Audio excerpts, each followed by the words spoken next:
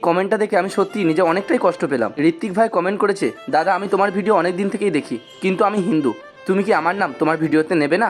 আরে ভাই আমি তোমাকে বলছি, হিন্দু মুসলিম শিখ ইসাই আমরা সকলেই ভাই ভাই। এখানে জাতি ধর্ম বর্ণ বৈষম্য কোনো ভেদাভেদ আমার কাছে নেই। আমি যেটাকে সব থেকে বেশি প্রাধান্য দিই সেটি হচ্ছে মানবতা।